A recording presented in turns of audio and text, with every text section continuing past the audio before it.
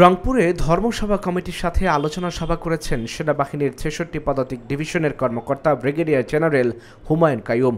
রংপুর ধর্মসভা প্রাঙ্গণে এই আলোচনা সভায় শারদীয় দুর্গা উৎসবে শান্তি শৃঙ্খলা উৎসবের আমেজ বজায় রাখতে সেনাবাহিনীর সর্বাত্মক সহযোগিতা করবেন বলেও জানান তিনি। সেই সাথে পূজা চলাকালীন গুজব রটনাকারীদের বিরুদ্ধে ব্যবস্থা গ্রহণে আইন শৃঙ্খলা রক্ষাকারী বাহিনীকে অবগত করারও আহ্বান জানান তিনি। আলোচনা সভায় উপস্থিত ছিলেন মেজর নাহিদ বিন হাবিব, ধর্মসভা পরিচালনা কমিটির সভাপতি ভবতোষ সরকার, সাধারণ সম্পাদক পার্থ বোস সহ অন্যান্যরা। আমার আসার একটাই কারণ, একটাই সেই বার্তাটা দেয়া যে আপনাদের এই পূজার উদযাপনকে আমরা অনেক গুরুত্বের সাথে দেখি।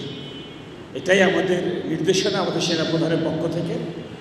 বাংলাদেশ সরকার, বর্তমান সরকারও চায় এই সবাই যেন একসঙ্গে যার যার ধর্ম আনন্দের সঙ্গে টেনশনবিহীন উদযাপন করতে পারে।